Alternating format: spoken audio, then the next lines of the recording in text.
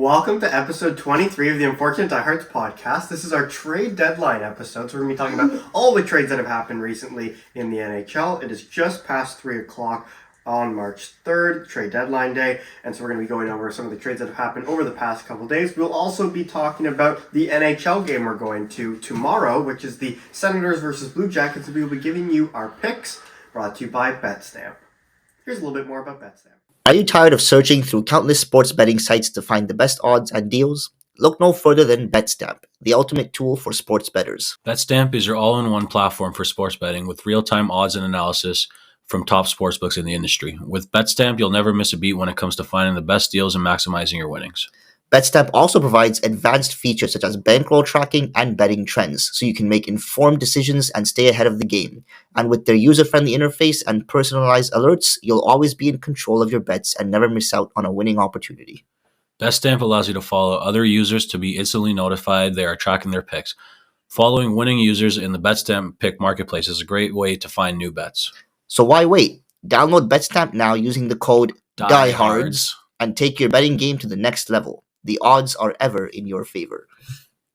So the first trade we're going to be going over affects my team personally, the Ottawa Senators. So I'm Evan. To my left is Sufjan, who's a Caps fan, and to my right, Omar, the Leafs fan. who's a Blue Jackets fan. So the first trade we're going to talk about is Jacob Cychrun going to the Ottawa Senators in exchange for a 2023 first-round pick, 2024 second-round pick, and a 2026 second-round pick as well. So the picks do have some conditions on it. So the 2023 first-round pick has a condition that if it is top 10, I believe, top 5? The first round is top 5. Top five. Top 5, yeah. Then it will move over to the 2024 first-round pick.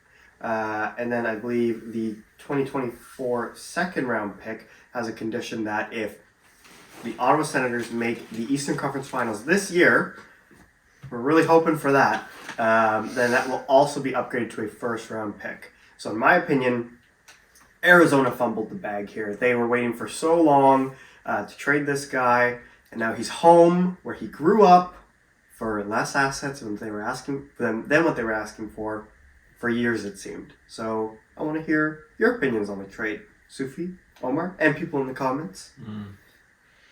We'll start with Sufi. I agree. They fumbled the bag. I just love how this the first round pick is like Bedard protected essentially. So if they miss and then win the lottery with like a 2% chance. Yeah, you're right. I think it more so like it is Dorion played it well, I guess, but it was more so that like he was the only GM that didn't really move on and like get a different defenseman. Which I think they were more so just focused on Chychrun the whole time because of his age and stuff like that, rather than going out and getting like a pure rental like LA did or Boston or whoever else, or someone older like Ekholm kind of thing, right? As a fit for the team, I think it's been long discussed because I think Chychrun has been like in trade rumors for 2 years, obviously, and Ottawa was kind of one of the teams that was just there the whole time. And as me and Evan have discussed this at length, whether We've discussed this length. we've discussed this at length. Glad there's no miscommunication there. Yeah. What? What discussed what? Girth.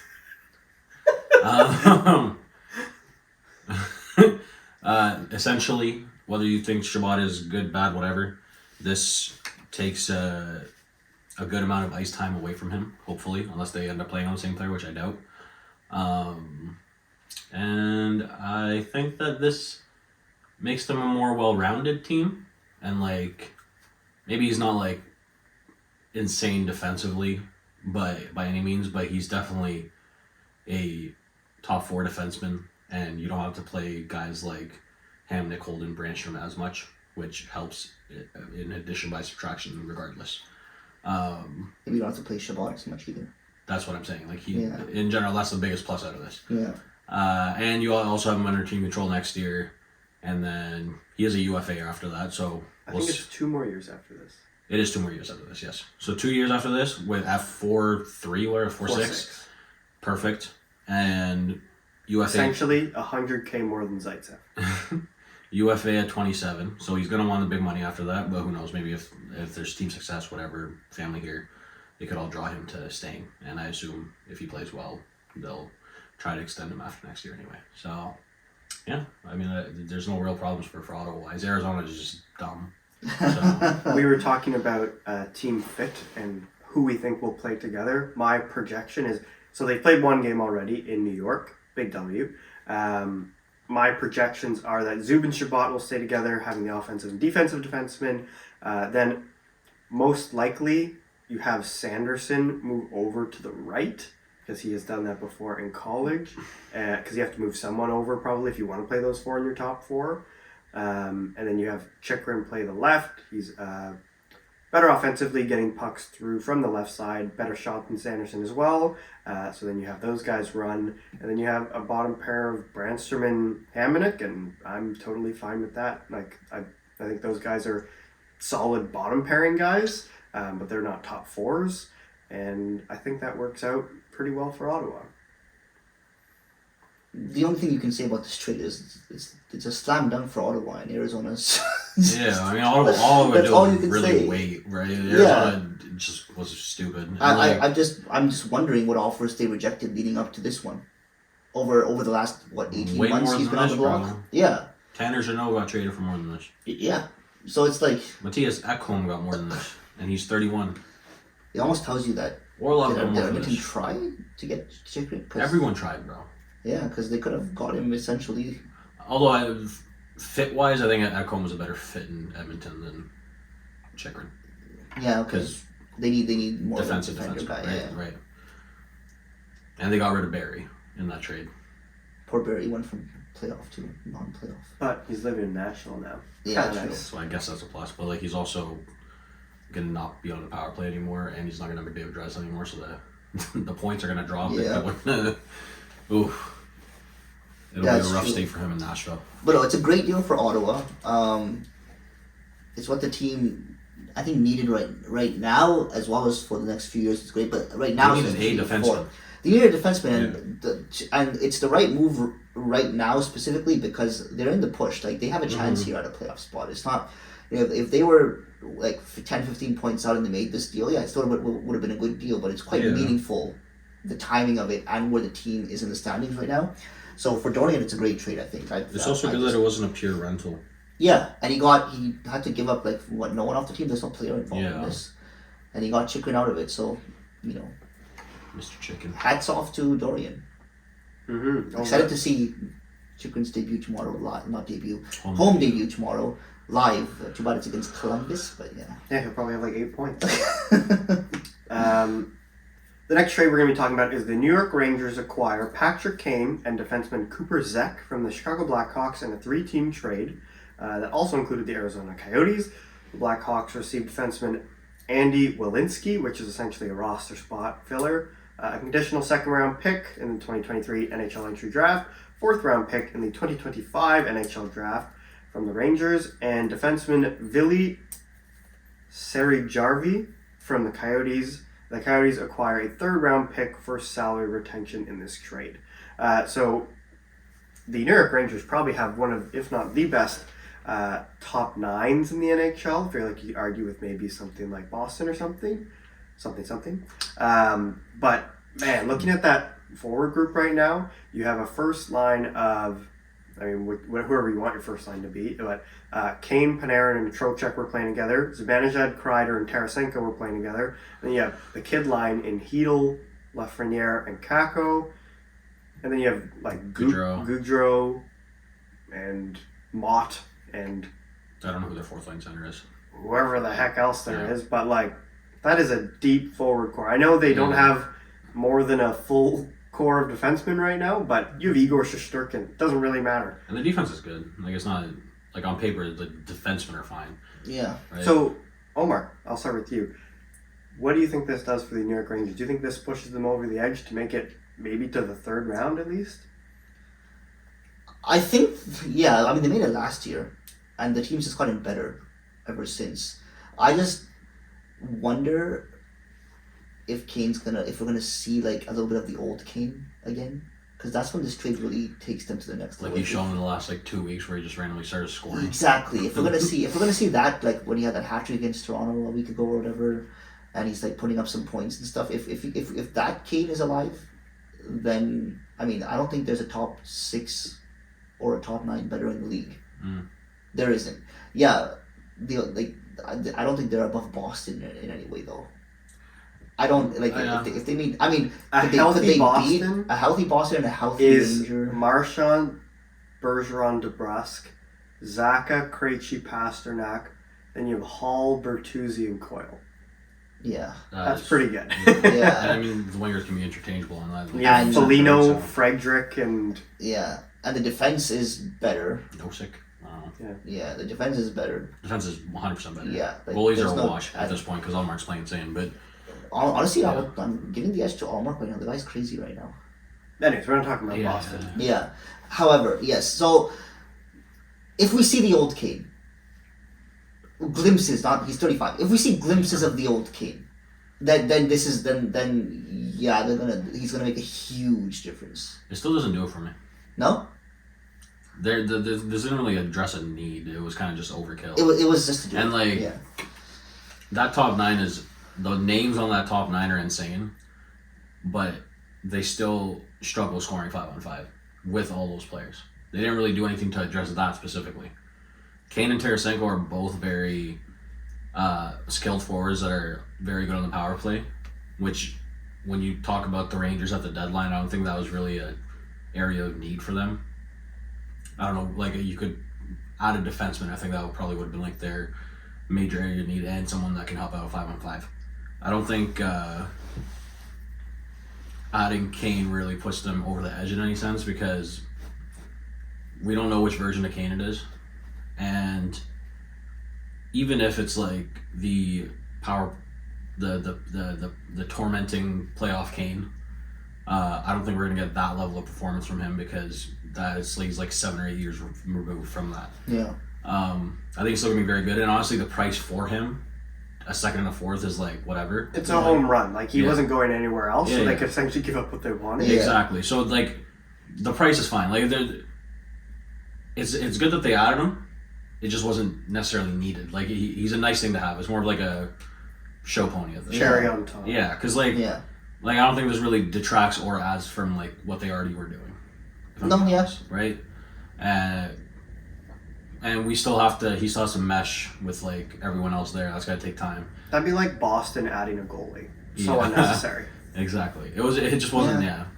They could have added a top 6 forward. I definitely could have seen that. It's just someone that's maybe more in terms of play driving at 5-on-5. If they added Bertuzzi, I think that would have been a huge thing for them. True. Personally. Yeah. That's definitely a forward that they could have used and needed at that time. Yeah, man. Yeah. But I don't know. This doesn't compared to the other 5 contending teams that we were talking about that were over a 640 win percentage or whatever. This still keeps them at the bottom for me. Of those. I agree. Yeah. I don't see the Rangers. I can see the Rangers maybe beating I think they play a couple teams. This may be a hot take. My dad and I were talking about this. Shout out Paul.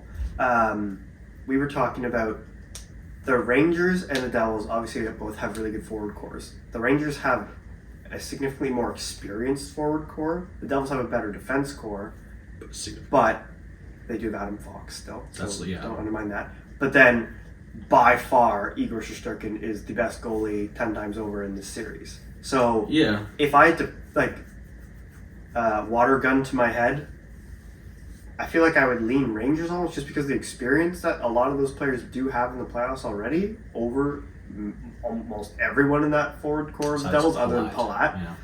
And then you could argue maybe the best goalie in the league if that's what you want to. I feel like there's an argument to have that.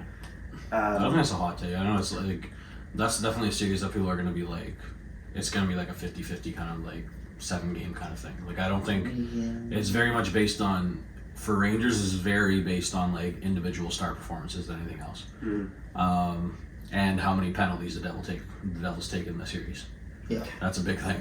Yeah, that's actually huge. because as a just in terms of consistency this year, the Rangers have been very hot, and lately the last month very not. And that same thing, I know Shesterkin and I. That's true. Actually, that's incorrect. They've had since January 25th one of the top 5 winning percentages in the NHL as of late, in the last week or two. Oh.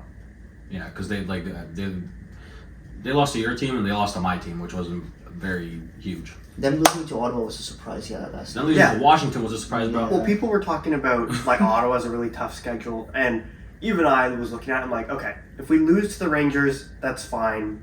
They are higher in the standings than us. I'd be okay with that. But we came out and won in Madison Square Garden, and then their next 2 games are against Chicago and Columbus. That aren't NHL teams. Exactly. So we're probably going to lose to them really somehow. But we are rolling right It now. never works the way it should. You have the Leafs coming in town, which you're going to lose. Really? You're going to the game, so we're probably going to win. I'm not going to that one. I'm going to the next one. That's the thing, right? So Devils at 5-on-5, and in terms of just players being built for playoffs, I think the Devils are better in that sense, regardless of experience. If you had Kane 7 years ago, then I wouldn't be saying that. Yeah. But they have guys that should perform well in the playoffs. It looks like if the Rangers added, I said Bertuzzi. If the Rangers added Meyer, completely different story. Yeah. Because he's someone that played drives 5-on-5. He's huge. He creates chances for himself. He doesn't need a power play to be successful. He'd be going from great defenseman to great defenseman, so I can give Evan that credit. But now he's on the Devils, where they already have a ton of 5-on-5 scoring. They already have great defense at 5-on-5. They already have a great power play. Mm.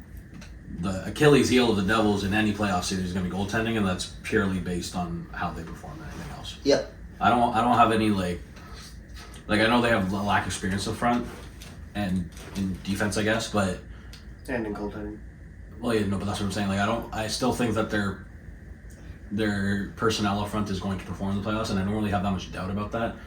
Their goaltending is where I'm I definitely have doubt about that. Where the Rangers, it's kind of the opposite.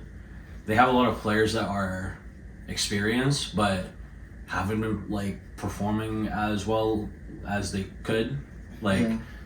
Kreider's a way different player than he was last year. Still is mid-top. No, I think it's 27 goals, 20 goals now. But he's back to what he was before, being a 50-goal scorer randomly, which is a decent player. Zibanejad has been inconsistent, but he's still good. Kane, Panarin are very volatile players, but they perform in playoffs. They've shown that recently, or shown that in the past. But it really comes down to those two and how they perform at 5-on-5. I feel like something we haven't talked about that I feel like we should bring up regardless, even if they are older. Adding Tarasenko and Kane, yes, they're power play guys. They get their points very flashy ways and stuff. Both of them have rings in the past. That's what I'm saying. Decade, half decade, whatever. Yeah. And so even if you're looking at them as skill guys, it's people love to add people who have at least been there before, and have been pretty big parts of those wins as well. So I'm not doubting that. I'm just saying I don't know if they're at that level anymore to perform in that way. Is my thing, right? Yeah. I think that they'll help overall and team wise, just based off the experience and bringing that to the team. But I don't know if that's necessarily going to translate in the game itself. I think that the Devils eventually are going to have to get experience, because they're looking like a team that's going to be perennially in the playoffs the next coming years. And then the only thing they really need to address in the next few years is goaltending. Yeah, I think Rangers are betting on Tarasenko and Kane to be the playoff Tarasenko and Kane. Come alive a little bit. Kane just needs to turn back the clock and yeah, he needs to turn back. He could have just been unmotivated in Chicago. Who knows? But that's the thing as well. I want to see what he does. Yeah. What does once he gets a bit of chemistry going with whoever he's playing. I don't know, who did he play with last night? Yeah. Did he play Tarasenko? Panarin. Okay, so Trocheck. yeah. So whether that sticks, whether it's Panarin for the remainder of the season, whether he's juggled around a bit to see who he finds chemistry with.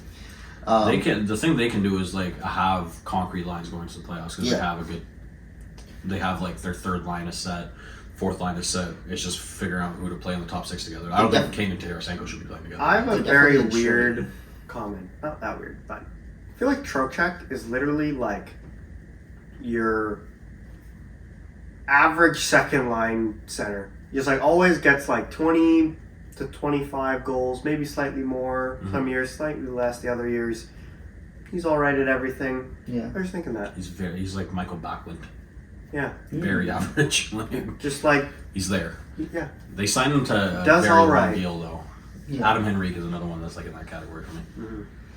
Anyways, so I'm going to go through some of the other trades. You Go can through our either trade, bro. No, I know. I'm going to There's go one through between us. trades over the past 5 days. Anything that catches your eye, you can stop me and make a comment about it. So the Carolina Hurricanes acquired Jesse Puljujarvi in exchange for Patrick Pustula. They love Finnish players. So do you guys know the detail about that trade? The way they made the cap work for the Ekholm trade. What? There was a tweet about it. I forgot who tweeted it, but it was like they needed 450K on the cap to make Ekholm work, and they got that by trading Puljujarvi. Okay. I mean, someone Yeah. had to go in there. Yeah. So I think it was a nicely maneuvered move by a GM who's getting a lot of criticism in the last couple of years. Oh, the Oilers? Oilers GM. Yeah, Puljujarvi just wasn't working there. Like, Yeah. I also don't. They experimented with Kotkaniemi in Carolina. He didn't work, and they still signed him to an 8-year, $5 million, whatever the hell Yeah. it is. And then they're just bringing Puljujarvi. I think they love their defense first. Yeah. Finnish wingers. Yeah. I think Aho's I a think good he can be useful on a Carolina. team like Carolina. But He could be useful. he could be a good bottom six player. If that's all they're Exactly. expecting from him, then that's the same with Kotkaniemi. That's what I said about Kotkaniemi. But then Yeah. they signed him for 8 years to Yeah. second line money Yeah. for some reason. He's But- a good, I think he can be a good fit on a bottom six. Mhm. I think he has some skill and stuff. He can run a few. His big thing is forechecking. Yeah. He's not good at offensive play driving or defensive play driving. He's just good at getting the puck. Yeah, he's a less effective version of Hyman. Yes. Essentially. And now that they have Hyman, he's like a 100-point player. Yeah. I think someone said this on Twitter that like because Hyman's playing with McDavid, it's like hurting the fact that he's also just playing extremely well. Like there are players that have played with McDavid that haven't had this much success. To be fair, McDavid himself hasn't had the success he's having this year. But the fact that for me people compare Hyman to like Bunting, for me Hyman is just a significantly better player than Bunting. Yeah, I mean, Hyman was always very useful playing in Toronto as well. And I remember this is the one thing Babcock was always like firm on. Like people would always ask him, why don't you push Hyman down and put like someone else with Nylander and Matthews? And he's like, we need Hyman there. Hyman does so much on that line. It's crazy, and like it's true. And for like a guy that's very much not necessarily grinding, more like a two-way forward, I guess. Yeah. He has good finishing ability, and like he can when he's on like breakaways and stuff like that. Like he finishes. He's quite a actually bit. an effective player He's on a the good power player. play. Yeah, and Puljujarvi is also Finnish. So enough about Hyman. Oh yeah. We will continue talking about the trades. Minnesota Wild acquire Marcus Johansson from the Washington Capitals in exchange for a 3rd round pick in the 2024 draft. Any Needed. comment? No, I mean, that was just needed. We could get for him. Someone made a very funny comment there. Like Marcus Johansson has just become the money laundering system for the Caps, where we sign him to a one year $1 million deal. We trade him at the deadline, and then we sign him again. And I think that might happen again. So he'll just come back, and we'll sign him for 1 year $1 million. A trade involving both of your teams, the Washington Capitals acquired defenseman Rasmus Sandin from the Toronto Maple Leafs in exchange for defenseman Eric Gustafsson and a 1st round pick in the 2023 NHL draft. I'll start with Omar. What are your thoughts? I think any Leafs fan would tell you it's tough to see Sandin go, because I think he's quite popular among fans in terms of people like him, and people always want to see him like succeed because, you know, he's a Swede. You know, Swede defensemen are always like coveted kind of thing. They like have a lot of potential. He was one of those showing a lot of potential. Yeah, like Erik Karlsson. And yeah, and like, you know, they have a certain style of play which. I'm not supposed to agree with that. No, I don't know. I mean, like, I'm not saying he's like Erik Karlsson, but I'm saying like, you know, what a Swede is coming up, the kind of like, especially if a Swede is like supposed to be good, it's kind of like, oh yeah, the Swede hands, you know. Have you never heard about Swedes being like? Well, yeah, That's but I've Sandin. never heard that about Rasmus Sandin. No, like I mean, in Toronto, he was someone who like showed potential and were like someone who was great. Actually, you know, showed a lot of great potential. He played good. Playing on the power play as well. He played good. Yeah, he they played just didn't good. give him ice He time. played well. I mean, defensively, he had his He had has his moments, issues. but he's He a has young moments. offensive defenseman, bro. And Like, even the beginning of this season wasn't very kind to him, and not only in terms of play but also in terms of his contract negotiation, and you know it is rumored that didn't sit well with the Leafs. or him. Exactly. So there was kind of, I think it's a trade that needed to be made because he's a player who's, I don't know, what is he, 22 or something? 24. Okay, 24. He needs ice time to potentially grow. Like he's gonna enter his prime soon. He needs more playing time. He needs more exposure. And he needs to. People need to see like, okay, what exactly do you have in Sandin? Because in Toronto, he's getting his bursts of time, but he's not getting his full time. So in Washington, he's gonna get his time. So it's sad to see him go, but I think it's a trade that needed to happen for him specifically as well. It's nice to get the first rounder back, and I don't really know where I see Gustafsson fitting in. Like I saw him, like I was telling Sufi that I see him. I saw when he Restart the thing. yeah.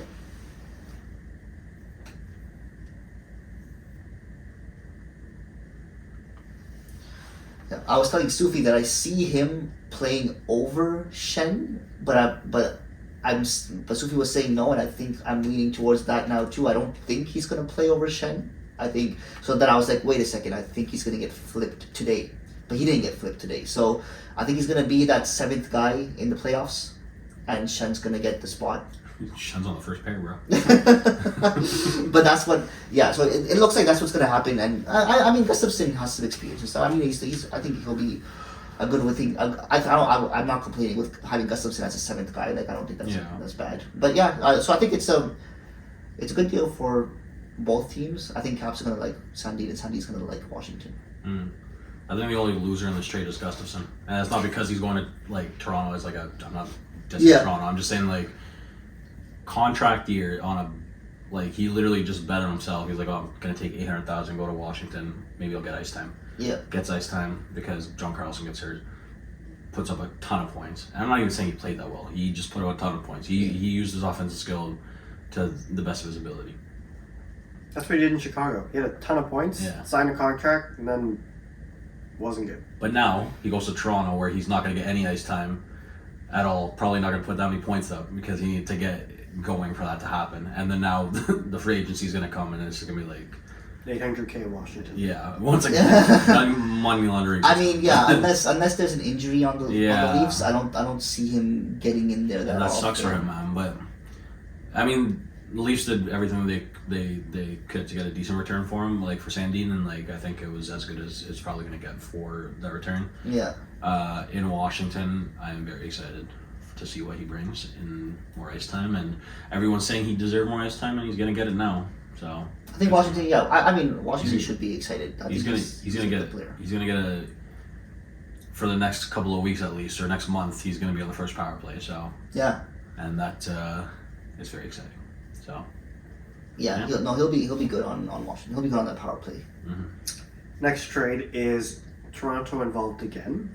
Toronto trades Pierre Engvall to the New York Islanders in exchange for a third-round pick. Any comments? Okay, Pierre Engvall. Here's the thing. Some people complain that that getting a third rounder is kind of a low blow. Like, I don't agree with that. I think getting a third rounder is pretty adequate for a guy like Pierre Engvall. Like, this is a guy who's like 6'3", big body, a bottom six player who has some skill. I think he's put up on pace. He's around the 20 goal mark. So he's someone who can play well. He can give 15 to 20 goals in his season. He can do that for you. But he's just, when he's off, he's really off. And when it comes to playoff time, and you need that, when you look at that 6'3" body, and you're like, wow, this is someone who can come playoff time, like hit or like get in those dirty zones and stuff. He just can't do it. So he plays like a teddy bear, and he's unwilling to get. He's one of those players that every year we have the discussion after Game 7, the Leafs are missing the killer instinct. He fits right into that category of this guy does not resemble killer instinct. This is not a guy you put out there when you need something to happen. And that's why I think he had to go. There's only so much of a market for purely just defensive wingers. Yeah. Right? Because he doesn't hit. He very seldom scores goals. Yeah. And he fits right into the Islanders. Defense first, really boring wingers. He's like, there's some games you're looking at him and you'll be like, oh wow, he's playing really well. Because for a big guy, he can skate, so he has a little bit of speed on him. But in a straight line. Yeah, he's just not what you want to see from him, which is what. No one's gonna be talking about this in a month. I'll be honest. Exactly, it's not something I think come playoff time, I'm never gonna watch a Leafs game and be like, oh, you know what? If we had Engvall, we're missing Engvall. You know, like it's never gonna come up. It's never gonna happen. There's never gonna be a moment where that's gonna happen. So this is essentially, I don't get a third rounder, get a seventh rounder. They could have gotten anything for this. Exactly. So I think it's a good trade. So shut up in a cap and get rid of a pretty useless player, in my opinion. Next trade also involves the Leafs. Oh my god. They acquired defenseman Luke Shen in exchange for a third-round pick from the Vancouver Canucks. Okay, off the bat here. He hits, which is good, but off the bat, I don't even like we can talk about his like poor analytics or his poor defensive play in general. His poor eye test. This is just analytics, bro. He just looks like he's bad. This is just a very nice feel-good story for him to come back where he gets drafted, but this time when he was on you can say whatever you want about Luke Shen's entire career from even when he got drafted about how good you think he was, but the one thing's for sure, when he got drafted, he was on a Toronto team that had no chance no matter how good he was. So now for him to come back on a team on the same Toronto team where it all started, but a team that like is good after winning a cup. Yeah, after winning a cup. Exactly, after winning a couple of cups actually. He won 2 of them, right? Or was he gone for the second one? I don't know if he was there for both. Okay, he was there for one of them. Sorry, he was there for one of them. Tampa. Oh yeah. He was there for one. Can't remember if he was. I don't know when he went to Vancouver. I don't keep track of Luke Shen. Maybe. I think he did. I think he got traded after the first one, maybe. Bro. But anyway. This is Zach Bogosian. You know, he's a mean guy. In ice. On the ice. Yes. Yeah, on the ice, he's a mean guy. He can hit. Other parts of his game, they are what they are. So he's Justin Hall. But Justin Hall doesn't hit though. I hope he does. He's huge. Justin Hall's like a Pierre Engvall on defense.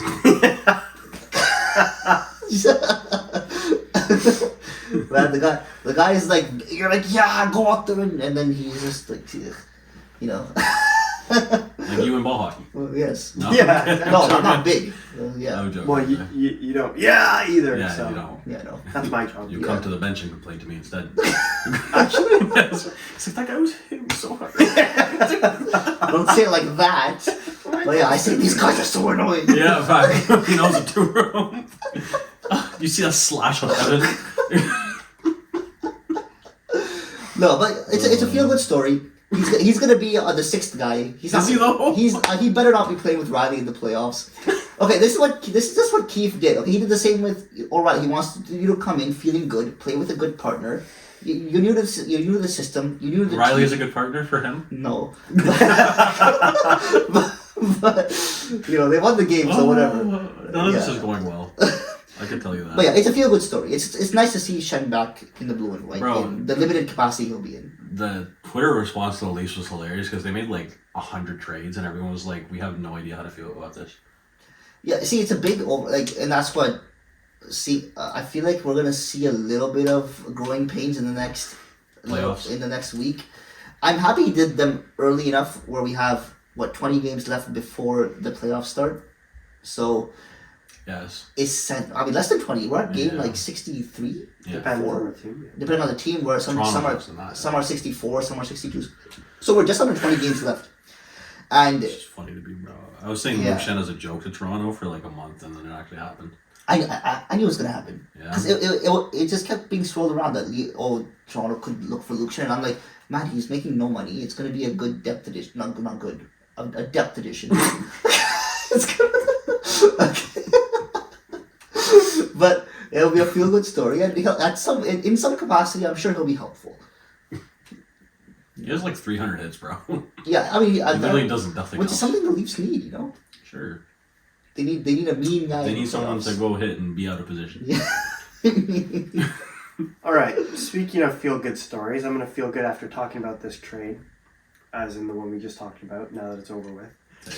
So the Edmonton Oilers acquired defenseman Matthias Ekholm and a 6th-round pick in the 2024 NHL Draft from the Nashville Predators in exchange for Tyson Barrie, Reed Schaefer, and a 1st-round pick in the 2023 NHL Draft and a 4th-round pick in the 2024 NHL Draft. I know, Sufi, you were talking about how this is a really good fit for them.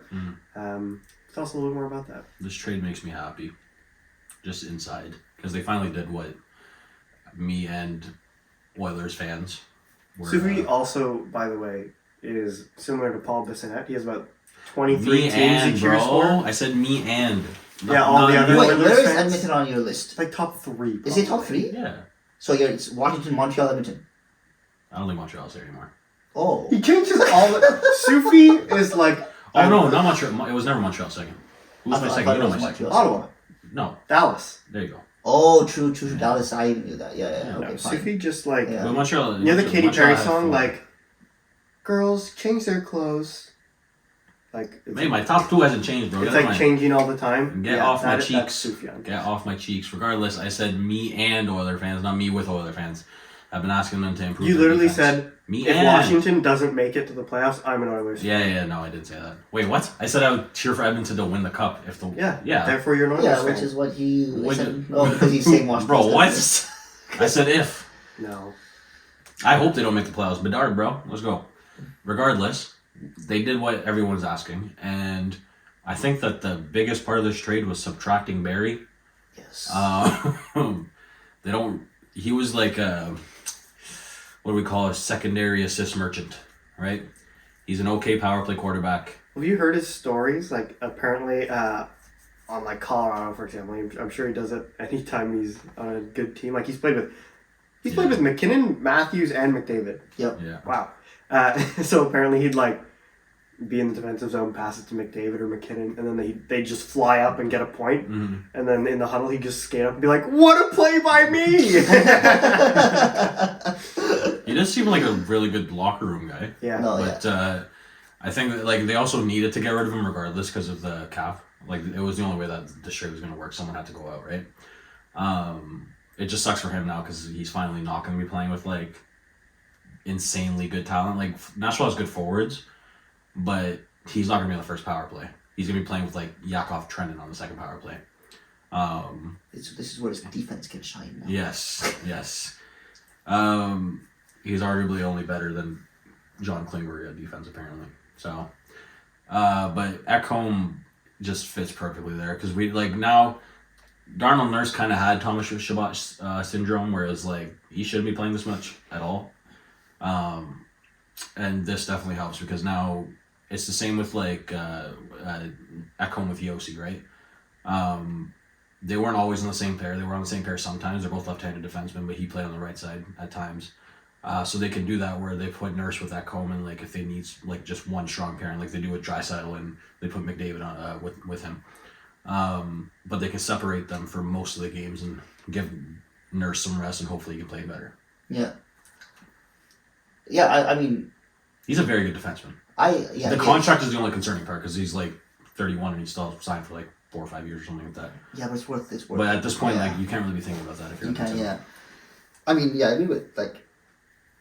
I genuinely think Tyson Barrie is like a really nice person from seeing the things, from seeing. Held the door for him. Did you? Yep, at Moxie's in Canada. Really? Yep. When he was with the Leafs, or like, when he was with the Leafs, Marner walked out first in his little like track You saw Marner suit, trying to like hide himself, And then out strolls Tyson Berry. He's like, thank you so much. And then keeps going. I was like, what the heck? Why are you here? And I was like, oh, the Leafs play tomorrow here. Oh, cool. Moxie's in Canada. Yeah. That's pretty cool. So, yeah, I mean, I genuinely, from seeing interviews of him, he was on Spin and Chicklets not too long ago, actually. Yeah. And seeing his stories and stuff, he seems like a genuinely nice guy. It's just, man, the best part of this deal is literally shipping him out because Edmonton does not need Tyson Berry on that team. I don't think a lot of teams do. Yeah. Especially at that price. Yeah. It's just like Washington could. No. No, I don't. No, if they didn't have Give me Sandine, if they didn't McElroy. have Sandine, I still wouldn't take put him on the power play. No. Give him the secondary assist No. on the eviction goals. I'll take the lack of turnovers any day. But Yeah. it's just it was I'm never gonna get commodity. anyone on this podcast because you guys just rip on everyone constantly. That's the point. No, I mean, We're no, I giving honest said, opinions, I bro. think Tyson Berry is He's a nice guy. genuinely a nice guy. Yeah. Actually, he's a guy I'd love to have on the podcast. He is, literally. Omar, by the way, I'm just gonna throw him under the bus here. We're like, oh man, who should get on the podcast? So he's like, oh, there's this like guy on Twitter that I followed for a long time. I've been on another podcast. Oh, I can ask him. Omar's like, I'm gonna ask Marian Hossa, Steve Dangle, and the Queen of England's son. Like literally shooting for the moon for no The Queen of reason. England's son is now the King of England. Yes. Yes. But Hey, you like Brian. word it and like shoot so Who outrageous. knows, bro? Someday we'll have all three of those on here. Marian Hossa apparently did read it, so He read it. Marian Yeah, he's just waiting for us to get bigger. Hossa saw the message. He did not He respond. listens to our podcast. Yes, Yeah. maybe he checked us out and didn't like what? us. Oh, Yeah. never mind. They don't like Tyson Berry. 8 views. But no, like it's hard to say, but it is true. Like Tyson Berry is not needed on that team. He's more of a liability, and On a team that already is bad defense. on a team that already they usually We're not need. bad. They're not good, but they're Yeah. better than they were in recent years. That was a great trade. Yeah. So I hats off to Ken Holland. Ken Holland's a guy I said earlier who's been getting flack in Edmonton for not doing what he needs to be Which is fair. done, which is fair, He honestly. finally Yeah. started. But he does two things which has been on Oilers fans' minds for a long time: getting rid of Priority and doing something about the defense. And he did both. The of those. I can't believe you used the F word. adding Flack. Fuck, yeah. adding Evander Kane whenever he did was also a very big move for them. Like Yeah. he's a player that kind of fits in perfectly in that top six, and it also moves certain players down, right? Yeah. Yeah. I think those. See, both Leafs and Edmonton did what they both needed to do in And terms of. still won't make it far in the playoffs. Edmonton already did last time. Edmonton already did it. Well, I mean, so this Compared was to Toronto. are they going to do it again? this was a discussion. Yes. Like we do have to take into account I the will difference bet in on that. competition. Though. Weirdo. We do have to take into account the difference in competition. That's what but that's what I've said on it. Yeah. Thing is, last year wasn't necessarily the reason. Last year, I mean, who did Edmonton play on one? Kings and then Calgary. It kind of was the reason. Calgary was good last Calgary was good, but Kings compared to Tampa. year. Yeah, but it's hard to compare when Toronto only plays one team every year, bro. Like even this year is better for Toronto because I don't think Tampa's the the monster they were in the last 3 years. I think they've slowed down a little bit, obviously. They're still great. They have Tyler Janot now. Yes, they're still great. But if you look at both, like this is the year where you think the Leafs, come on, you can do it. I don't know if it's that much different than last year. I'll be honest. The team isn't that much different. The Than team last year. isn't, but like Are you kidding me? They just traded like 83 people. The team is different. no, Toronto's team is I'm different. saying Oh, Tampa. Yeah, Oh, Tampa's I was team. saying- I was like, who are you Tampa's team is only different in the sense that like Hedman hasn't had the best year compared to what he's usually had. Yeah. and I mean, Palat's gone, but they have Yeah. other guys. And like Yeah. Hagel's moved up and has Yeah, been yeah, better. exactly. So I still, I mean, and obviously there's still Vasilevsky versus Samsonov. So yes, or Wall. All right, so the next trade is Minnesota Wild acquire Gustav Nyquist from the Columbus Blue Jackets in exchange for a 5th-round pick. Who cares?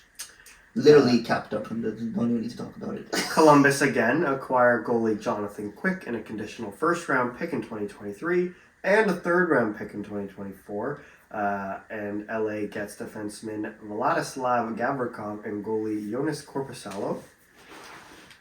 Colorado acquire forward Lars Eller in exchange for a second round pick. I was very surprised that was a second rounder. It is 2025, but I'll take it. Yeah. He has Well, he's had 1.17. Yeah. If they trade him for a sixth, I would have been like, yeah. I was just hoping he was gone when I came back. Let's talk about the quick. I trade love a little bit. I love Lars Yeah. for what he did for us 5 years ago. I will always love him for that. But I'm happy he's going to Colorado. You know, he'll be in the playoffs. Yeah. For sure. A He shot might to not win be, it. but he definitely will be. He might not be either if he gets healthy scratch or something, but True. he'll be involved. He will be. Yeah. Yes. We can talk about quick because I was waiting for the Im- other trade. important. Well, we can talk Yeah. about it after. Oh, sure. Yeah. True. Just Good wait point. until Yeah. that's what I was waiting for. Yeah. Yep. So see you, Lars Eller. Good value though. Yeah. We're gonna use that to trade for someone else, but The Hurricanes, shocker, trade for a defenseman. 'Cause that's all they do. Mm. They trade for mid forwards and then always a defenseman. So they acquire Shane Gostisbehere from the Ghost. Arizona Coyotes for a third round pick in 2026. I like him. That's all I have to say. Vancouver Canucks acquire defenseman Philip Hronek and a fourth round pick in 2023. This is such a weird trade, bro. And the Why? Detroit Red Wings get a first round pick in 2023 and a second round pick in 2023. I like Hronek. It's just why for Yeah. Vancouver. I feel like he's definitely overperforming this year, but I think in general he's a good defenseman. It just doesn't make any sense for Vancouver to trade for a guy that's like 27, 6, 5, whatever he is. This just reminds me. And give them a first round pick for it. Like that's Yeah. like it's different for Washington trading for like a like whatever because they're still going to compete in the next couple of years. They have to. Vancouver needs to rebuild. They Yeah. just refuse to, and they're doing the thing again where they're like half arsing a rebuild and like trying to retool, but they have nothing. They never had any success. So what are you retooling from, right? I guess they needed a defenseman, so maybe that's why after trading Shen. But apparently the reason that they didn't trade JT Miller was because Pittsburgh was only offering them picks, so they didn't trade him. They're like, oh, we still need a center. Like you're not making the playoffs. Why wouldn't they just do it? Why don't you just do it? You're getting a ton of picks for a guy that hasn't performed as well. Regardless of that, he has a long contract and is older, and you're a team that needs to get younger and like rebuild a bit. Yeah. So trade him to Pittsburgh, who loves old guys apparently, which I want to talk about, and get as many picks as you can. Pittsburgh's honestly lucky that didn't happen. I don't think it's a good trade. Bro, but Pittsburgh got worse regardless. What They did did do so again? many dumb things, man. We'll get to it. Vegas Golden Knights acquire Teddy Bluger from the Pittsburgh Penguins in exchange for defenseman Peter Deliberator and a third round pick in You say 2024. That was one of them. I don't know who that is. Teddy Bluebird's Alright. good though. Yeah, right. San Jose Sharks acquire forward Vladislav Nemestikov, Senators legend, from the Tampa Bay Lightning in exchange for Michael Esimont. Pittsburgh Penguins acquire forward Mikhail Granlund from the Nashville Predators in exchange for a second round pick in 2023. Okay. This is what they were like trying to clear cap space for in Pittsburgh, and Granlund has been a very okay player the last few years. He had like a stretch last year in the first couple of months where he had like a lot of points, and then he just completely fell off, even though everyone else was still hot, like Duchesne, Forsberg, all of them. And now he's not been playing in Nashville's top six. He sucks at offensive play driving. He sucks at defensively. His one thing is that he's really good at passing. Does Pittsburgh need to get a really good passer on their team? Does that seem like something that's necessary for that team? But at least they gave up a pick instead of other things, apparently, for JT Miller. And fair, but they were still thinking of doing that after that, by the way. Yeah. But it's Where did the cap space come from? who knows where. Like, so the Pens and the Caps are pretty much in the same location. Like Well, no. like in the sense of like older teams, if they made the playoffs, probably wouldn't do anything. If they missed the playoffs, it's definitely likely still Pittsburgh's gonna miss the playoffs. What the Caps did is like, okay, we're gonna not throw in the towel per se on the season, but like get younger, get picks for all of our pending UFAs, or for most of our pending UFAs, and then trade for like a a young player. Pittsburgh got older, even though they're the oldest team in the league. They traded for Granlund, and later we're going to see Kulikov. Two players that haven't necessarily been good this year or last year, especially Kulikov. They got older, and they're just going in the complete opposite direction. They're like fully committing to this specific season. And adding cap. Yeah. For what? Well, if you think about It it, is weird. they're probably looking for bodies because they're not going to be healthy in the playoffs. So you can get those guys that can hopefully fill in somewhere. I guess, like but they're NHL like, players. So the thing is, there's still a chance that Pittsburgh doesn't even make the playoffs, right? Yeah. And if they make it in the playoffs, what are you going to do?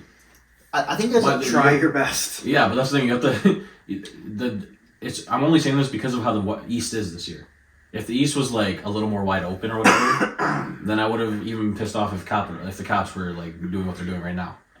But the East is so wide open, or so like concrete in the sense that like there's 6 really good teams, and if anyone else beats those teams, it's gonna be tough to get in first, and then you get in. What are you gonna do, right? Yeah. So for a team that's like already old, I think that selling off some assets and like retooling for next season when their players are still gonna be good, like their core is still gonna be good. They're gonna be old, but they'll still be good. That was the same with the Caps. They just they're gonna surround them with younger talent. Yeah. Pens don't really have that option. Next year, like they can do stuff in the offseason, but I don't think it's gonna be like what they could have done at the deadline right now and committing to something that's like a little younger and faster. Yeah. They kind of just made themselves older and slower. Yeah. Yeah, they did. Well, we'll move on. The best team in the league got better. Boston Bruins acquire forward Tyler Bertuzzi from the Detroit Red Wings in exchange for a conditional first-round pick in 2024 and a fourth-round pick in 2025. This one's a slap in the face. Why? This is literally. I mean, I think Tampa was interested in him. I think Toronto was interested in him. A number of teams were interested in him, and he goes to a division rival. So, of the 3 that are the top of the division, he goes to the team that's already the best in the division. I think Tampa was just because you know that they'd probably Yeah. stop, right? Yeah, but yeah, this one sucks for anyone who's in the Eastern Conference specifically, because especially anyone in the Atlantic Division, it really sucks for if you're not Boston. It just sucks for you. And there's nothing else to say. Boston didn't need to do any of the moves that they Yeah. did. It's just overkill at this point. And they just, I mean, he's a good player. They didn't get fill-in players, but they got significant players. Yeah. And he's going to make a huge difference in the playoffs. But they're also a team that has to fully commit to this year. Yeah, they have right? to. And they're fully committing. Yeah. And now they got... The thing is, Hall is on LTIR, so they're pulling a Kucherov with him because he's not coming back until then. And that D-core is just 6 players deep of just good players.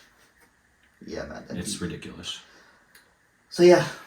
Arizona acquires forward Jacob Voracek and a 6th-round pick in 2023 The in all-retired exchange team. for goaltender John Gillies from the Never Columbus heard that in Blue a while. Jackets. I'll take Or these. going the other way, Columbus Blue Jackets.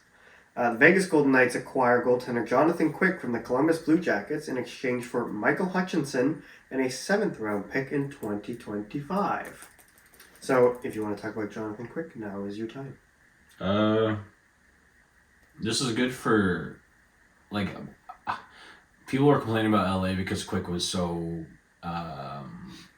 highly regarded, and that is completely understandable. And trading him as a cap dump is probably a bit of a slap in the face while giving Dustin Brown his statue. Yeah. Thing is, Quick has been really, really bad this year. And 878? yeah, on a team that's not even bad defensively. They're second in division or whatever it is. They're top 3 in the division. Yeah. With goaltenders that don't have above a 900 save percentage, right? Yeah. So they had to do this if they wanted to compete. And Korpisalo gives them that chance. His last year wasn't good, but this year he's been very good for on a team that's very, very bad. So it was a necessary move for them. Gavrikov, I'm not really a big fan of, but he's nice, I guess. And he's like a big hitting defenseman. Nice like Tyson Berry nice? No. I don't know if he can be. He's Russian. Oh, jeez. Your favorite player is Russian. Yeah, and he's amazing. Okay, he could be nice. He's he's a decent player, but quick to Vegas is also necessary for Vegas because they don't have any goaltending depth. So you got to take a chance on someone, and I don't think they paid too much for Quick. What was it? Vegas acquires Jonathan Quick from Columbus in exchange for Michael Hutchinson in a 7th. And there must have been salary retained somewhere. Probably. Yeah, because that's the only way Vegas would make it work. So for them, it's like what you might as well take a chance. Yeah. Because you're going into a playoffs with a very inexperienced goalie.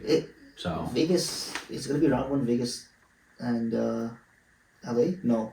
They won't be that's a possibility. It's a possibility, yes. There's so many possibilities in that division. Oh, that would be a great round 1 series. Yeah. Quick against LA. Quick's got to turn back the clock, though, because he hasn't been good for a little bit. So. I thought he got traded in mid-game, I believe, or near the end of the game that they were playing the other day against, I forgot who. And then he was apparently quite upset about it. Yeah. I mean, I would be too if I was going to Columbus. Yeah, he was really upset about it. And he must have known he was getting flipped, though, eventually. But then I guess they made it work that he was going to a team that's playoff bound still. That's also not very far away from LA. Yeah. So he didn't really have to do much. He just imagine he actually got on the plane to Columbus. Restart the. Yeah.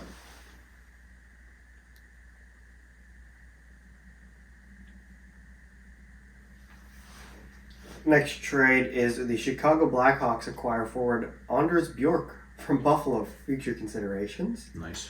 Edmonton I love future Oilers. Considerations.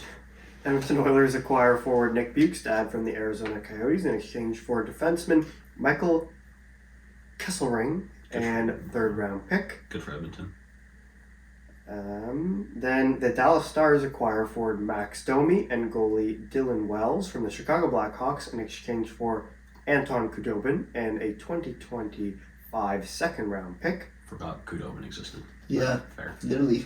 The St. Louis Blues acquire forward Jacob Verana from the Detroit Red Wings in exchange for forward Dylan McLaughlin and a 7th round pick in 2025. I feel bad for Verana, but I'm happy he got out of Detroit now, and they're going to give him playing time in St. Louis, so hopefully, and it didn't really cost him much. He's still a good player, bro, and in Detroit, he was top 5 in 5-on-5 goals per game or something like that. So he still has talent, and maybe the player, maybe the situation with him left a sour taste in Detroit's mouth, but I don't know what exactly happened to make it that way. So I hope for the best. Somehow that trade is still a lose-lose for Washington and Detroit. So.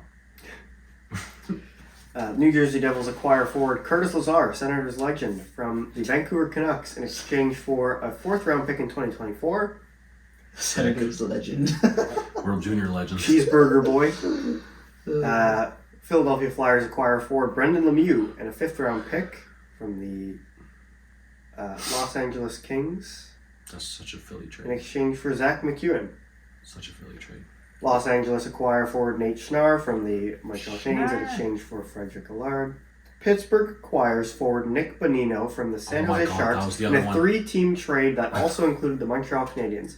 San Jose acquires unsigned draft choice defenseman Arvid Henriksen, a conditional 5th round pick in 2024, a 7th round pick in 2023 from the Pittsburgh Penguins, and the Canadiens acquire defenseman Tony Sund and a 5th round pick in the 2024 NHL draft from San Jose. What kind of season is Nick Bonino having? Not good. Yeah. But who cares? He's 35. Yeah. They're going to trade for Hagelin after the deadline somehow. They're literally going to... Oh my god, if we get the exact 2017 team here, you're going to trade for Matt Murray, bro. Claim off waivers. And then, so Jay Fresh is a Pittsburgh fan, right? And he's the 3 players that Pittsburgh added to get younger are a 31, a 32, and a 35-year-old. Oh my god. None of which, they went out of their way, by the way, to make cap room for these players. None of them are worthy of doing that, bro. I don't even know half these players. I didn't even know those 3 were available. I didn't know. I haven't heard Bonino's name all season. I didn't even know he still played. Yeah, literally. What team was he from? San Jose. Yes, I don't know what team he was playing for, literally. Bro. Oh my god. So the Calgary Flames acquire forward Dryden Hunt from the Toronto Maple Leafs in exchange for Radim Zohorna. Man, I'm really sad to see Dryden Bro, Hunt go. that actually was. I was sad to see Dryden Really? go. I was like, I couldn't tell which team he was on. I forgot he was on Toronto. Yeah, man, I don't remember this guy. Buffalo Sabres acquire forward Jordan Greenway from the Minnesota Wild in exchange for a second-round pick in 2023 and a fifth-round pick in 2024. This is weird for Minnesota, but I like it for Buffalo. Minnesota acquires forward Oscar Sundqvist Oh, that's from right, the yeah. Detroit Red Wings in exchange for a fourth-round pick in 2023. Did it to get worse. Nice. Okay. Ottawa Senators acquire forward Patrick Brown. Brown. We've had everyone with the name Brown in the NHL. Except for Dusty. Well, that's currently in the NHL on the Ottawa Senators at some point. So if you get drafted and you're Brown, or a Brown, Yeah. you'll end up on the Sens at some point. In exchange for a sixth-round pick in 2023. Horrible trade. Pittsburgh Penguins acquire Dmitry Kulikov from the Anaheim Ducks in exchange for forward Brock McGinn and a third-round pick in 2024. Don't care. How old is Kulikov? 31. There you go. And the last trade, Nashville Predators acquire forward Rasmus Asplund from the Buffalo Sabres in exchange for a seventh-round pick in 2025. Apparently no one cares about that, so. I don't even know who Rasmus Asplund is. He was, last year, his defensive analytics were insane, but the years before that and this year they've just been average. So he just had a random spike of, really good defensive play. But he's a winger. So, Okay. who really cares? All right. Those are the Well, trades for actually, today. there's a few more that I've trickled on Any that we care that about? haven't fallen in. Well, Fabro signed a one-year extension, Wasn't it like 2 mil? 2.5. Okay. We have the Flames and Coyotes trade Ritchie brothers. Yes. So we have Nick Ritchie in exchange for Brett Ritchie. That killed me. The point of that, I'm not sure. Spice it up. Nick Ritchie's like the big, huge one, right? Yeah. They're both big. Both not very good players. Come on our podcast. Let's see. Oh, there is a few more that I've trickled in. Chicago acquires Austin Wagner from LA for future considerations. Nice. Calgary Flames acquired defenseman Troy Stecher and forward Nick Ritchie. That was in that trade, wasn't it? Well, this is the full trade. Oh, okay. From the Arizona Coyotes in exchange for defenseman Connor Mackey and forward Brett Ritchie. I guess Stetcher. Wait, where was he before? LA. Stetcher was in LA. So good. He gets further away from Trevor Zegras. We're good. And then the last trade, finally, is Minnesota Wild acquired defenseman John Klingberg from the Anaheim Ducks in exchange for defenseman Andre Schuster, 6'8" or whatever, and the rights to Nikita Nestorenko, the Solid. fourth-round pick in 2025. Bro, so Dom from The Athletic has his like minimum and maximum salary or whatever, and like shows the value or whatever. Klingberg value is league minimum, and he is defensively the worst defenseman in the NHL, taking that title away from Rasmus Ristolainen. I thought Rasmus Ristolainen had like 0% or something. Klingberg is now 0%. Is he? Yes. Yeah. But he's in the 41st percentile for offense. If that means anything. So that's pretty cool. Shouldn't mean anything. That's below average at both. So now we're going to do our bet stamp picks of the day. Tomorrow we're attending an NHL game, which is the Ottawa Senators versus the Columbus Blue Jackets on March 4th. So we will each be picking something from that game, and you guys can bet along with us. You can check the best odds on the Bet Stamp app and use code DIEHARDS when signing up. So we'll go to Sufi first. What is your pick for the Ottawa Senators Columbus game tomorrow?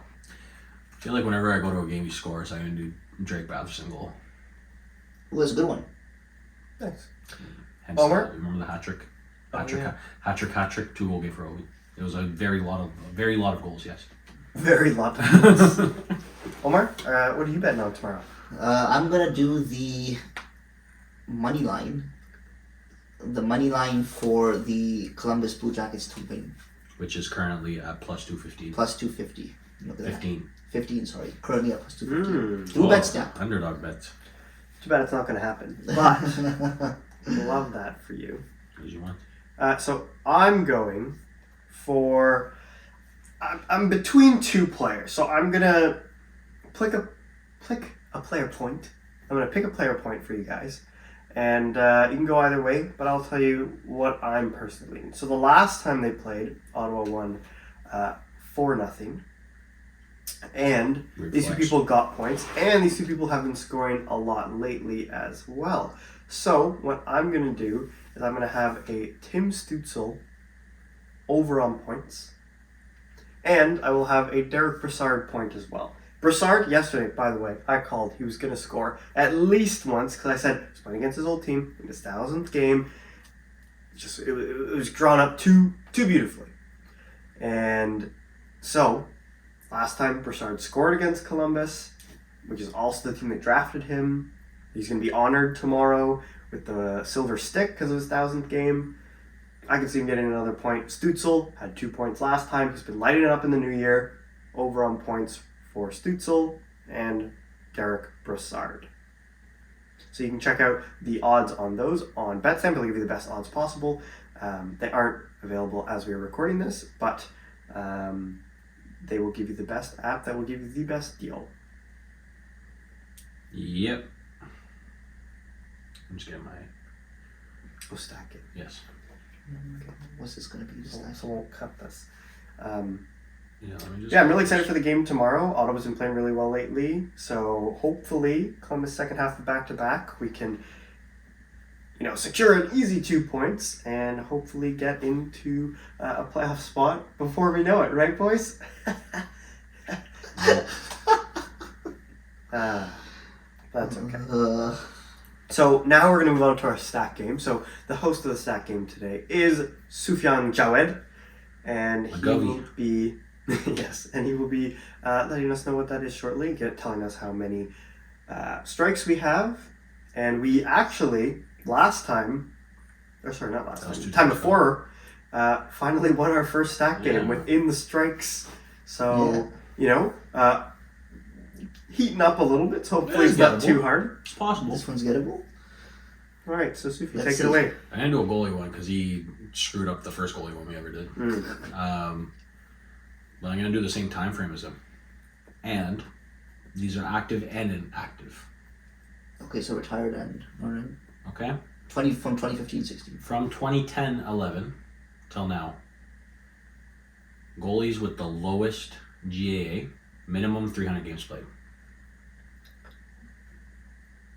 This sounds very familiar to what he did.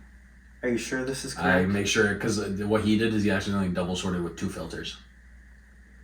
Okay, so... This is also from 2010-11. 2010-11 and goalies top 10 in... goals against. And wait, to now. Worst goals against or best goals against? Best goals against, okay. To now. Okay. Active, inactive, 300 games played minimum. Okay. Okay, Vasilevsky. That's what I was thinking. Let's just say him because he's there. Okay. I'll give you guys 4 strikes. You know who else is there? I'm guaranteeing it. Matt Murray. Frederick Anderson. I'll give you guys 4 strikes. Okay, go ahead. Say those 2. Vasilevsky. Strike. He's 12th. No way! At 251. Okay, no, I'm not going to say Anderson. He could be. I feel like, yeah. See, there's some that I'm just confused about because Fleury's played a long time, but maybe because he's played so long, his stats are lower. Yeah, Price as well, but Price has had some bad seasons. Mm-hmm. And this is the averaged out, not the best season or anything. Yeah, right? It's the average over. Goals against average, bro. I mean, 2010-11 Price was quite... Price was 2010-11 we're talking Price was best in the league, right? Was that... Or are we talking after that Price was still... His prime was later. Later. Okay, never mind then. Do we think Fleury or Lundqvist? I think... Because I feel like Lundqvist wasn't ever that bad. Lundqvist, I think, was pretty consistent throughout his season career, isn't he? So Lundqvist... You guys heard the GA that I said, right? 251. Is he messing with us right now? I was just making sure you knew. Okay, 250. Is he doing this? Okay, so wait. Get out of my head. Where am I in this list? I think... Oh. No. Oh, Jonathan Bernier. Could be. No, he's learning about Nelson Mandela. I think Henrik Lundqvist. The same. I think I agree. Henrik Lundqvist. Oh no, wait. He's 11th. Oh my Oh. gosh! What's his say? What's his? 250. That's so dumb. Okay, Chychrun. Okay. Sure. Yeah, Yeah. Just say it. Rask. First Oh. with 230. Okay, 230. You see, these are going in that order, right? Not the first goalie has 2 or 9 Yeah, save percentage. yeah, but true. the number 11 has 935 save percentage. Okay, so Chychrun number 1. Okay. Craig Anderson. 2 strikes. Craig Anderson. Well, how many strikes do we have? 3? Or 4? Four. 4. Okay. Also, Jonathan Bernier was 35th. Sick. Okay. I was gonna say Tim Thomas, but no, he wouldn't be from 2011. No. Roberto Luongo. I feel like he wasn't ever that bad. Yeah, Luongo could be. I mean, okay, if he's saying Price's prime was after 10 and 11, then maybe Price. Yes, he has had some bad seasons, but if his prime was within that time frame, I mean, he was really good. True. Fleury's been good. Fleury's also Fleury been won good. like a Vezina 2 years ago. I mean, I think Fleury would be in there, but I also think Price squeezes in there Fleury. just because of the time frame. Fleury. Let's do 9th. Great. Wow, we got 2, 4, 7. You got 9, 11, 12, and 1. So you got 1 and 9. Okay, so that's 2, 4, 7. Do you want to do Price or do you want to leave him?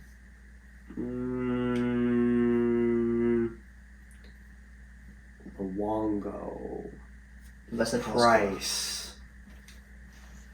Vitek Vanacek. So you don't have 300 games played. No, probably not. See, 300 games, like Pecorine? Probably. Yeah, Pecorine as well. Pecorine. Wait, you're saying it? Are we? Okay, sure, say it. Yeah. No, you gave me a weird look. Well, you can say it. I just didn't know you were saying it. I wasn't trying to say don't say it. I didn't know you were saying it. Pecorine! He's 4th. Oh! 2, 4, 3. Okay. He's very close. Sorry. You already said 30. Oh, yeah. Yeah, it's 9th, right? Yeah. Yeah, ninth. he was Oh, 9th. yeah. You have 1, 4, 9. Who was Luongo's what I was thinking. Luongo is what you're thinking. So okay, we have Do you think we're thinking Luongo. We're Hellebuck thinking played? Price. Oh, Hellebuck probably played 300 games last year. Hellebuck's definitely played 300 games. Hellebuck? He's always had pretty good Yeah. stats. Yeah, okay. Yeah? I'm okay with Hellebuck. Yeah? Are you... I think it's a good one to guess. It's a good guess, even if we're wrong. Like if we get a strike on it, I won't be mad. Hellebusick. He's 25th. What? Whoa. Bro, he's had most of his GAs are in the late 2s. He has high save percentages because he plays a lot. Luongo? No, don't say it yet. Don't say it. I'm scared now. We have 1 strike left. Corey Schneider? What are you guessing? I don't know. You have 3 strikes. How many games has Markstrom played? Not enough. No, he has played enough. But I feel like he's like up and down. He doesn't have like, he's not consistent. Ben Bishop. You know, there could be worse guesses than Ben Bishop, honestly. Make a guess. Corey Crawford. Why don't you want to go ahead with either Price or Luongo, one of those two? Oh yeah, we didn't say Price. Do you want to say well, if you have to Do we think Price is it? do we think if you have to go between Price and Luongo, who would you choose? Price.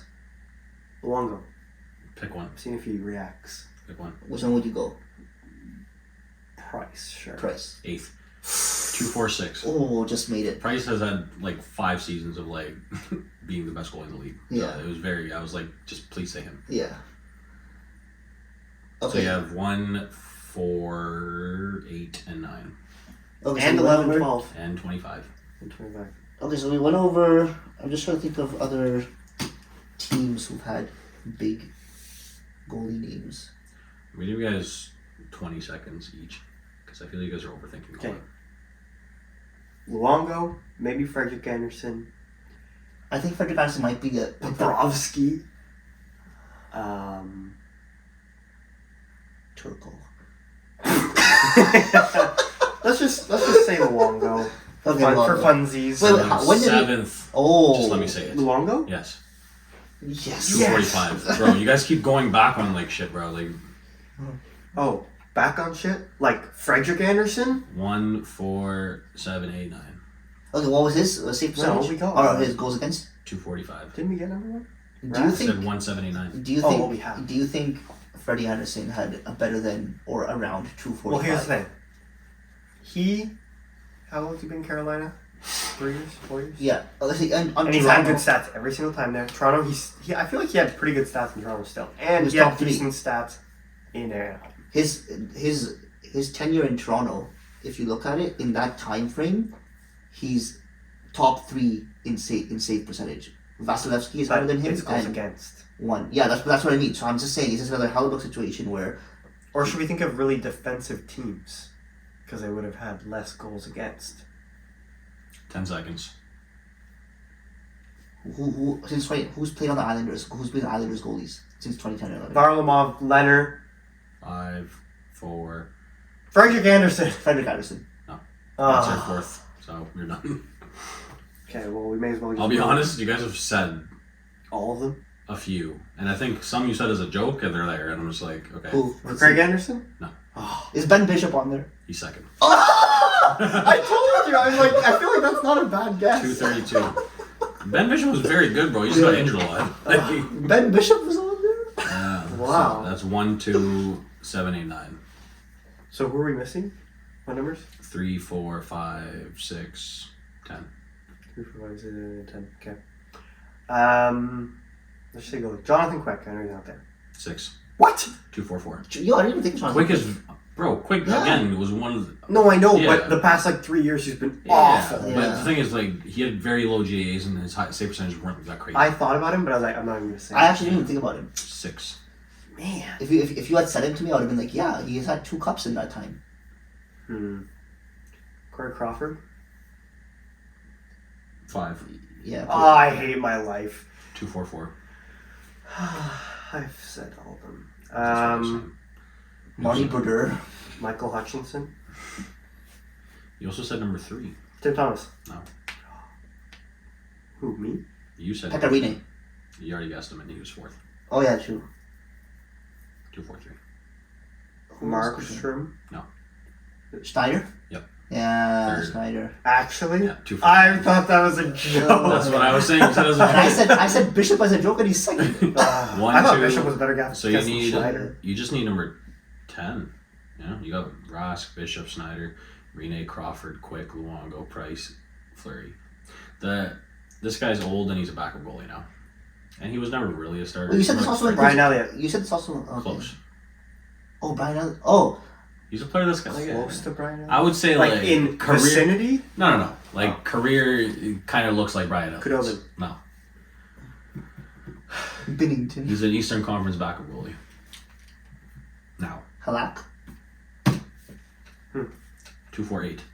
So this goes Rask, Bishop. He Rene. apparently had a stupid good season Yeah. in, I think St. Louis and one in Montreal. Crawford, Quick, Luongo, Price, Fleury, Halak. And then it goes Lundqvist, Vasilevsky, Kemper, Elliott, Dubnyk, Anderson, Niemi, Holtby, Which Bobrovsky, Letny, Freddie Anderson, obviously. Freddie. Craig Craig's is not gonna be- 39. Hey. I think the Buffalo numbers don't help here. Well. That was a good start. I like that one though. Yeah, because it made It was sense. a good one. Martin Jones. All right. Well, so we don't have a head-to-head today. We were just wanting to catch up on all the trades, throw in a little stack game for you guys, and so thank you for tuning in. I'm Evan, Omar. Susie. Susie. and we're out. Doesn't that mean pissing? Wait. Before we forget, you can listen to us and check us out on YouTube, Spotify, Apple Podcasts, Google Podcasts, Amazon Music, Stitcher, iHeartRadio, Sirius XM, Twitter, Twitter, Instagram, Instagram, and TikTok. at On Twitter. Unfortunate Die Hard.